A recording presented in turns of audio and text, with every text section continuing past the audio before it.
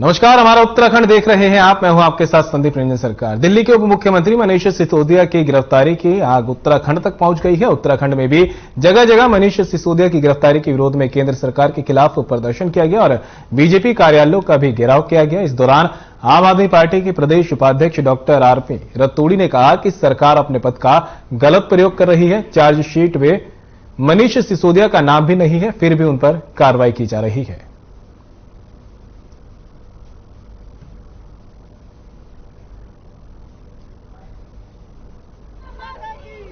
नरेंद्र मोदी जी भयभीत हैं दिल्ली की व्यवस्था से, दिल्ली की अच्छी शिक्षा व्यवस्था से। भयभीत इतने हैं कि उनको आने वाले चुनाव में लग रहा है कि अब केवल केजरीवाल मुकाबला करने वाले हैं। तो अब केवल जब 500 कर्मचारी और अधिकारी लगाए गए थे साल भर से, और ना ही सिसोदिया जी का नाम चार्जशीट में है, ना ही अपराध की श्रेणी में है, तो आपने उनको अरेस्टिंग क्यों किया? केवल बदले की भावना से।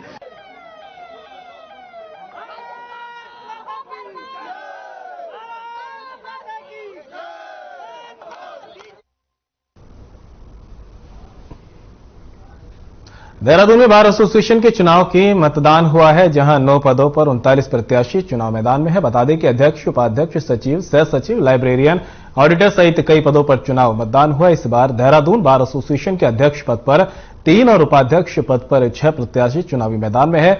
वहीं लगभग 3488 मतदाता अपने मत का यहां पर प्रयोग करते नजर आए।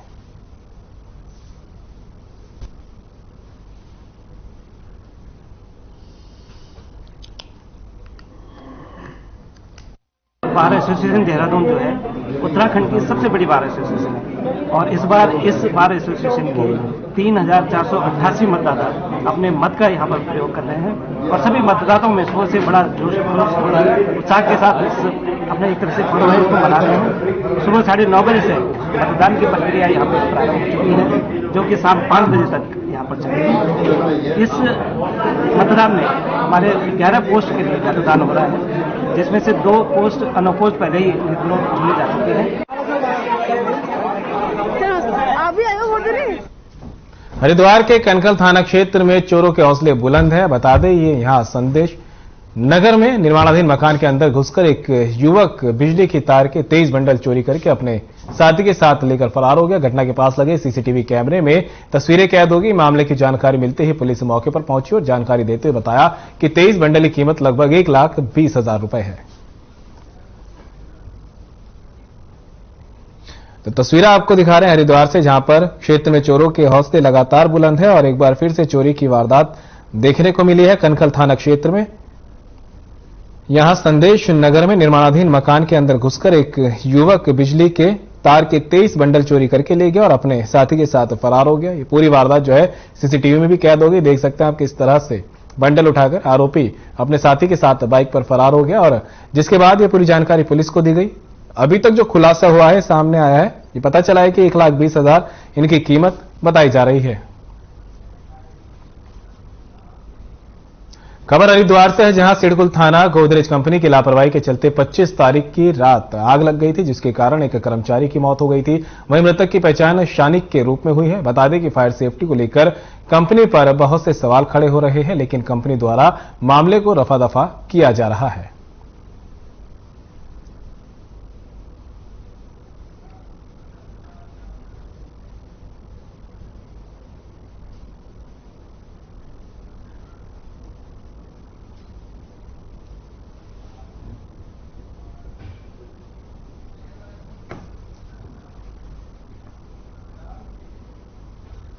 विश्व शांति और प्राकृतिक आपदाओं को देखते हुए हरिद्वार में महायज्ञ का आयोजन हुआ। इस दौरान विश्व शांति के लिए 27 विद्वान पंडितों ने वैदिक मंत्रोच्चारण और पूरे विधि विधान के साथ शतचंडी महायज्ञ कराया, जिसमें बड़ी संख्या में श्रद्धालुओं ने यज्ञ में आहुति दी और विश्व शांति की कामना की। साथ ही पर्यावरण को बचाने का संकल्प भी लिया गया।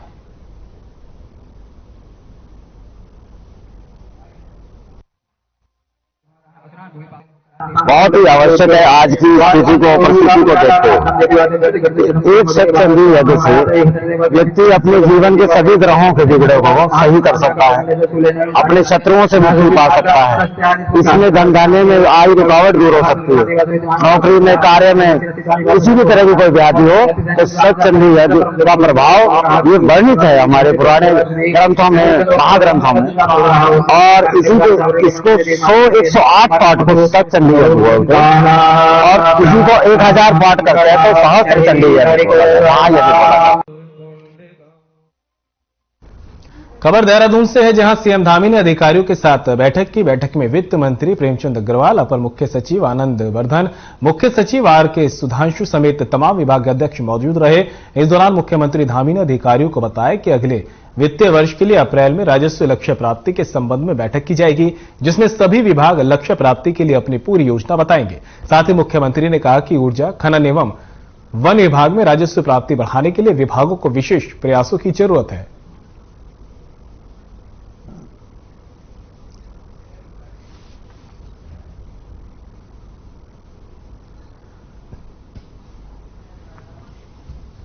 सीएम पुष्कर सिंह धामी ने अधिकारियों को निर्देश दिए कि मंडलीय अधिकारी अपने मंडलीय मुख्यालयों में बैठकर ही कार्यों का संपादन करेंगे। सीएम धामी सचिवालय में पौड़ी जिले के विकास कार्यों की समीक्षा बैठक कर रहे थे। उन्होंने विकास कार्यों की समीक्षा बैठक पर पर्यटन, तीर्थाटन को भी बढ़ाए जाने के दिशा निर्देश दिए। आपको बता दें कि कुछ दिन पहले सीएम ने पौड़ी दौरे के दौरान इस बात का संज्ञान लिया था कि पौड़ी गढ़वाल संभागीय मुख्यालय होने के बावजूद संभागीय मुख्यालयों से संभागीय कार्यालयों का संचालन नहीं हो रहा। उन्होंने पूर्व में अधिकारियों को निर्देशित किया था कि कौन कौन से संभाग स्तरीय कार्यालय हैं जिनका कार्यालय भवन में स्थापित है या स्थापित किया जाना है। अगर इनका संचालन राजधानी देहरादून या कहीं और से किया जा रहा है तो उसे जल्द से जल्द संभागीय कार्यालय में संचालित किया जाए।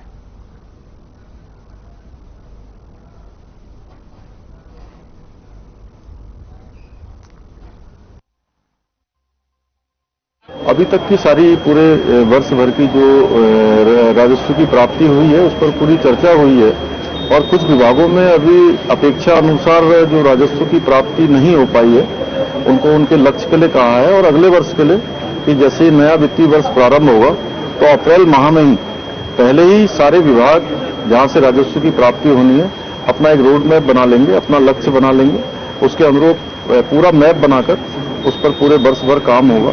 क्योंकि इस बार ये बैठक ये मार्च आने वाला है, वित्तीय वर्ष समाप्त होने वाला है, तो अभी तो केवल लक्ष्य प्राप्ति के लिए ही था। सर बजट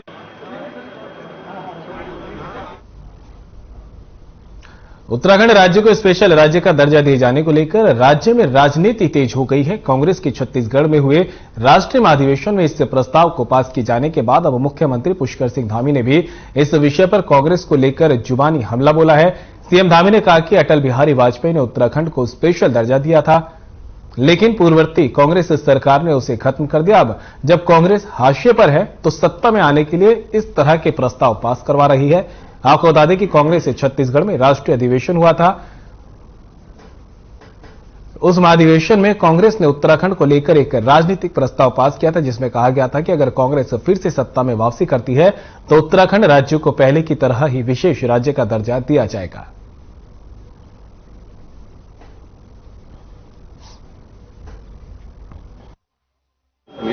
देखिए, ये विशेष जो दर्जा है अटल बिहारी वाजपेयी जी की सरकार में उत्तराखंड राज्य को दिया गया था, विशेष पैकेज भी दिया गया था और कांग्रेस की तत्कालीन सरकार जब केंद्र में थी वो उन्हीं के समय में बाद में वो समाप्त हुआ था, वो उसको आगे नहीं बढ़ा पाए थे। और मैं समझता हूं कि आज हिमालयन राज्य हो या नॉर्थ ईस्ट के राज्य हो, प्रधानमंत्री आदरणीय मोदी जी के नेतृत्व में जितना विकास हो रहा है वो कभी आज तक स्वतंत्र भारत के इतिहास में नहीं हुआ। मोदी जी के नेतृत्व में हिमालयन राज्यों का तेजी से विकास हुआ है, क्योंकि स्वयं मोदी जी का इन राज्यों के प्रति विशेष लगाव है। इस राज्यों के लोग आगे आए और सभी क्षेत्रों में उनका प्रतिभाग हो, सभी क्षेत्रों में वो आगे बढ़े, तो उसके लिए काम हो रहा है। उत्तराखंड हो या हमारे हिमालयन राज्य हो, सबका विकास तेजी से हो रहा है। मुख्यमंत्री पुष्कर सिंह धामी आज ऋषिकेश दौरे पर हैं। सीएम बाइक रैली में शामिल हुए। इसके बाद पंडित ललित मोहन शर्मा श्रीदेव सुमन उत्तराखंड विश्वविद्यालय परिसर पहुंचे और करीब 25 करोड़ की लागत से बनने वाले शैक्षणिक भवन और प्रशासनिक भवन का शिलान्यास किया। इस अवसर पर स्वास्थ्य मंत्री धन सिंह रावत, वित्त मंत्री प्रेमचंद अग्रवाल मौजूद रहे। मुख्यमंत्री ने नकल अध्यादेश और महिला आरक्षण जैसे कार्यों को छात्रों के सामने रखा। इस अवसर पर मुख्यमंत्री के साथ साथ बीजेपी कार्यकर्ताओं में काफी उत्साह देखने को मिला।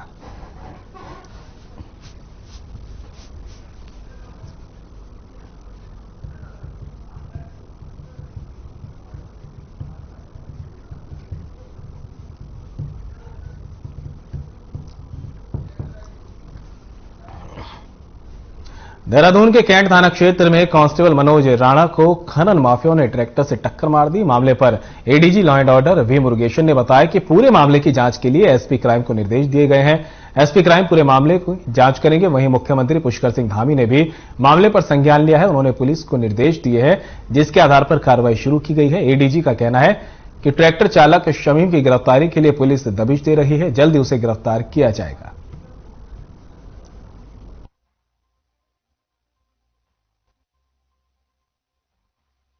बहुत दुखद घटना है। माननीय मुख्यमंत्री जी ने भी अभी निर्देश दिए हैं हमारे पुलिस विभाग को कि ये इसमें जो भी इन्वॉल्व है वो जल्द से जल्द हमारा विधिक कार्रवाई होने के खिलाफ। और उससे अतिरिक्त ये पूरा घटनाक्रम पे कैसा हुआ है इस संबंध में भी एसपी क्राइम को, देहरादून एसपी क्राइम को निर्देश दी गई कि वो इसको जांच पूरा करेंगे जल्द से जल्द और इसमें ऐसा पुनरावृत्ति ना हो। जैसे दूसरे और माफिया है या दूसरे और उसको लेकर के कुछ आप लोगों का कोई ड्राइव या किसी तरह की इन्वेस्टिगेशन? ये हमारा ड्राइव तो पहले से चली आ रही है। जो क्रिमिनल्स है, रोड क्रिमिनल्स है, उनके खिलाफ कार्रवाई करना है, जो प्रॉपर्टी अटैच करना है, ऑलरेडी ड्राइव चल रहा है। और इसे जो कंडम से रिलेटेड जो भी क्रिमिनल्स होंगे उनके खिलाफ भी विशेष ध्यान देके इसमें उनके खिलाफ कार्रवाई करने के लिए डिस्ट्रिक्ट एसपी को निर्देश दिया जाए।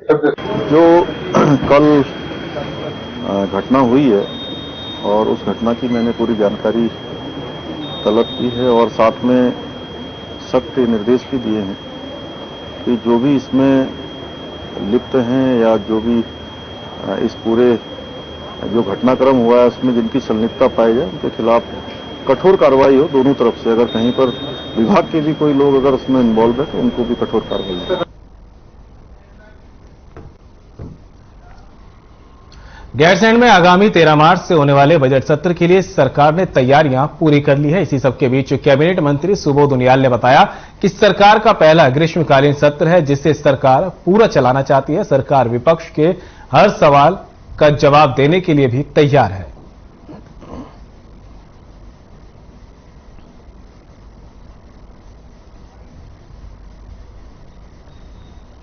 विपक्ष के हर हमले का सामना करने के लिए तैयार बैठी है। सरकार के सारे मंत्री पूरे तैयार हैं और जो भी सवाल विपक्ष करेगा उसको जवाब दिया जाएगा।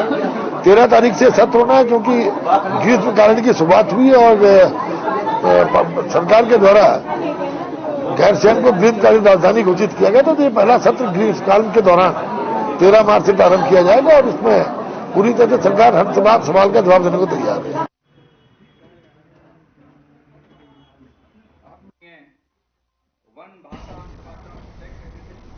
रविवार को नवा रायपुर में कांग्रेस का 3 दिन तक चलने वाला 85वां महाधिवेशन संपन्न हो गया। 3 दिनों तक 6 विषयों को लेकर 2.5 दिन तक गहन मंथन और विचार विमर्श हुआ। इसके आधार पर कांग्रेस ने भावी रोडमैप के तौर पर कुछ संकल्प तय किए हैं। इस दौरान प्रदेश प्रवक्ता शिषपाल बिष्ट ने बताया कि 2023 में होने वाले विधानसभा चुनाव में जीत सुनिश्चित करने के लिए पार्टी कार्यकर्ता और नेताओं को अनुशासन और एकजुटता से काम करना होगा। इनके नतीजे लोकसभा चुनाव की दिशा तय करेंगे।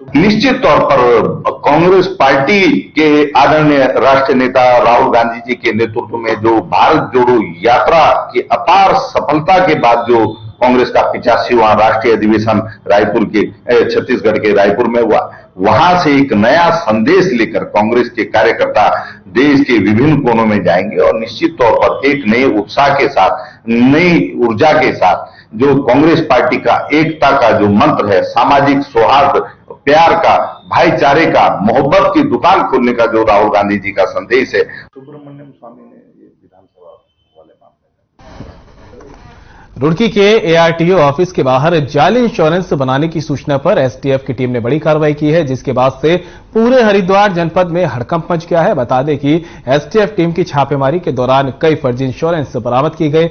एसटीएफ टीम ने कार्रवाई करते हुए 2 आरोपियों को भी गिरफ्तार किया है। ये गिरोह फर्जी तरीके से कम कीमत में जाली इंश्योरेंस बनाया करते थे। एआरटीओ दफ्तर के बाहर फर्जी इंश्योरेंस बनाने की घटना के बाद उप संभागीय परिवहन विभाग के अधिकारी भी सख्ती में है।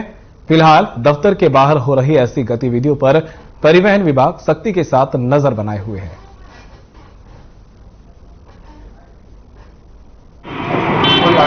न्यूज में पता चला था कि ऑफिस के बाहर कुछ ऐसी गतिविधियां होती हैं जिनमें फर्जी इंश्योरेंस मतलब गाड़ियों का बनाया जा रहा था, और एसटीएफ ने उस पर जांच भी की है, कुछ लोग पकड़े भी गए हैं। तो इसी के उसमें हमने ऑफिस के बाहर जो भी दुकानें हैं उसमें हमने आज एक तरीके से जांच करने हम लोग गए थे संयुक्त तौर पे, और हमने वहाँ पे देखा कि कौन कौन से लोग हैं, क्या करते हैं, कौन कौन सी दुकानें हैं, उसमें क्या क्या काम किया जाता है। वैसे तो काफ़ी दुकानें हमें देख के बंद हो गई थी, और जो दुकानों पे हम गए भी तो उसमें अभी तक तो ऐसा कुछ मिला नहीं, लेकिन हम ये जो अपना जांच का अभियान है जारी रखेंगे ताकि ऑफिस के आसपास ऐसी कोई गतिविधि ना हो और हम सबको, पब्लिक को भी और सरकार को भी सुरक्षित रख सकें। उधर काशीपुर में बढ़ते चोरी की घटना से पुलिस एक्शन मोड में है। काशीपुर में वरिष्ठ पुलिस अधीक्षक के निर्देशन में पुलिस टीम को निर्देशित किया गया है। वहीं जल्द से जल्द नगर क्षेत्र में हुई चोरियों का खुलासा करे, इसी का संज्ञान लेते हुए पुलिस ने 5 दिन पहले लाखों की हुई चोरी का खुलासा करते हुए एक अभियुक्त को गिरफ्तार करने में सफलता पाई है।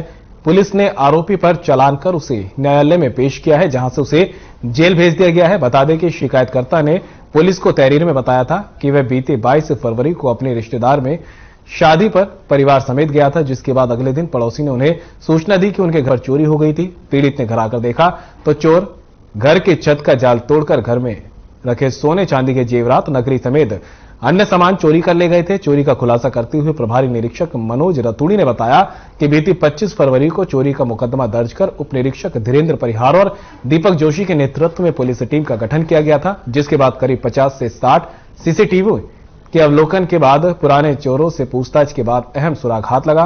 पुलिस ने आरोपी को गिरफ्तार कर उसके पास से सोने चांदी के जेवरात, कपड़े, पीतल और तांबे के बर्तन के साथ और 11,800 रुपए बरामद किए।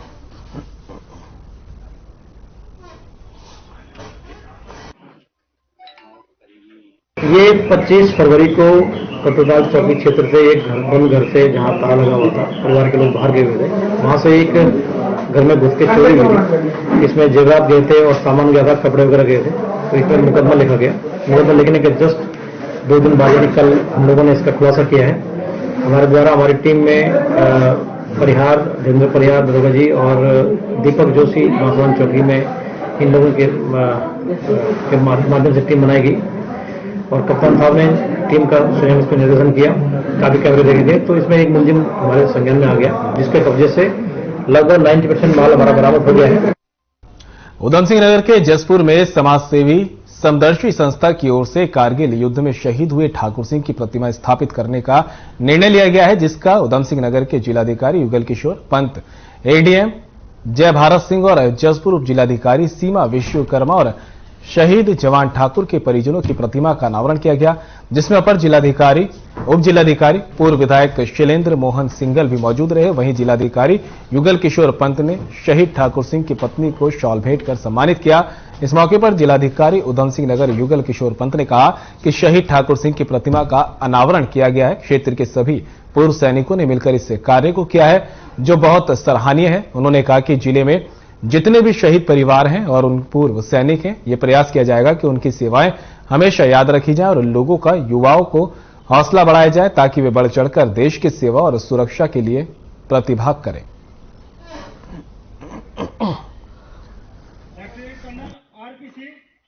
9-10 साल पहले इसका अनाउंसमेंट कर दिया गया था कि समदर्शी संस्था इस मूर्ति को निःशुल्क देगी और वो घड़ी आज आ गई है, जिससे जो संस्था ने दी है उसका आज अनावरण हमारे डीएम साहब श्री युगल किशोर पंत जी द्वारा आज किया गया है। और मैं यहाँ के जो युवा शक्ति है उनका मैं हार्दिक धन्यवाद करता हूं, क्योंकि उन्होंने लगातार कई रोज से इस काम को करते रहे और रात में भी लगभग 9:30 बजे यहाँ से गया हूं ये सारी व्यवस्था देखने के बाद, और मैं यहाँ के गांव वालों को इसका धन्यवाद करता हूं। आज कारगिल युद्ध में शहीद ग्राम मुरलीवाला के नायक ठाकुर सिंह जी की प्रतिमा का अनावरण किया गया है, और ये जो हमारे पूर्व सैनिक हैं इन सब लोगों ने मिलके ये कार्य किया है। ये बहुत प्रेरित कार्य है। ये हमें याद दिलाता है कि किस तरह से जो लोग अपने प्राणों का न्यौछावर करते हैं देश के लिए, पूरी जनता, पूरा समाज उनको याद रखता है। आमंत्रित करता हूं कि वो रुड़की तहसील परिसर में हिंदू जागरण मंच के दर्जनों कार्यकर्ता जिलाध्यक्ष जोत सिंह पुंडीर के नेतृत्व में तहसील परिसर स्थित ज्वाइंट मजिस्ट्रेट कार्यालय पर पहुंचे और जमकर नारेबाजी की। कार्यकर्ताओं ने आरोप लगाया कि रुड़की तहसील परिसर में स्थित शिव मंदिर को खुर्द-बुर्द करके मल्टी स्टोरी पार्किंग बनाई जा रही है, जिसको लेकर हिंदू जागरण मंच के कार्यकर्ताओं में खासा रोष है। ज्ञापन के माध्यम से उन्होंने कहा कि तहसील परिसर में लगभग 150 वर्षों से शिव मंदिर बना हुआ है, जिस स्थान पर प्रशासन द्वारा मल्टी स्टोरी पार्किंग के नाम पर मंदिर को खुर्द-बुर्द किया जा रहा है, जो कि निराधार है।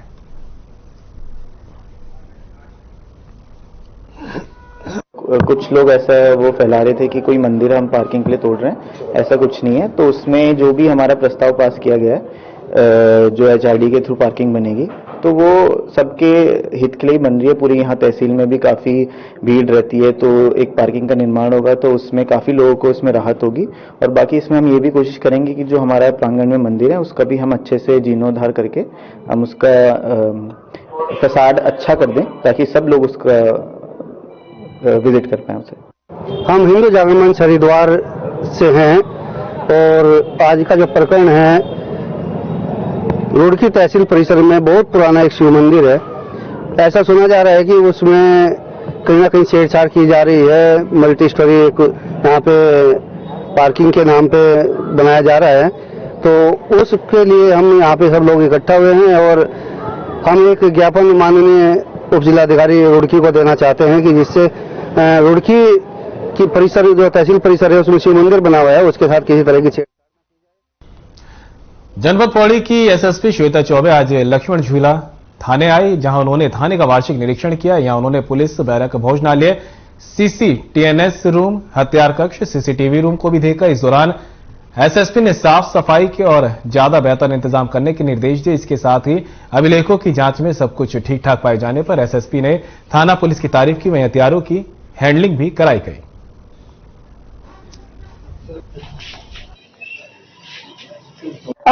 आज थाना लक्ष्मण झूला का वार्षिक निरीक्षण रखा गया था और मुआयने में एक तरह से पूरा जो थाना परिसर है उसको देखा गया, चेक किया गया। कुछ ऐसी पुरानी बिल्डिंग्स हैं जो डिसमेंटल होने के लायक हैं, तो उसमें क्षेत्राधिकारी को बताया गया है कि संदर्भ में प्रस्ताव बनाकर भेजें। जो माल रखे हुए हैं, स्पेशली जो हमारे MV एक्ट में सीज किए गए हैं, RTO के द्वारा सीज किए गए हैं, उसके निस्तारण हेतु थाना प्रभारी को बताया गया है। टनकपुर पुस्तक मेला आयोजन समिति ने हर रविवार पैदल चले या साइकिल से चले अभियान का शुभारंभ किया। इस दौरान आयोजन समिति के सचिव नवल किशोर तिवारी ने बताया कि अभियान का मुख्य उद्देश्य पर्यावरण को स्वच्छ बनाए रखना और खुद को स्वच्छ बनाए रखना है, जिसके लिए लोगों को जागरूक करना, साथ ही सामाजिक मूल्यों का संरक्षण करना है।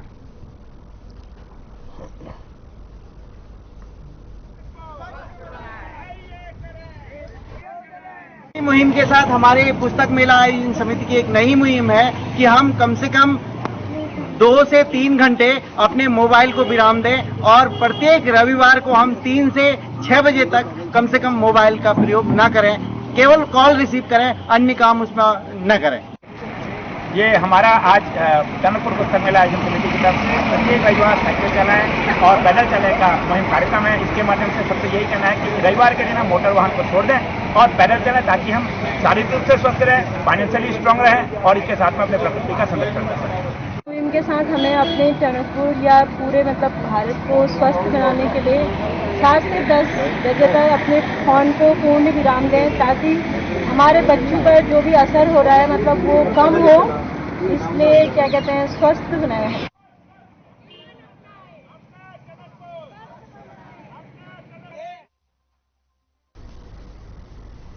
और बुलेटिन में मेरे साथ इतना ही, दीजिए इजाजत, नमस्कार।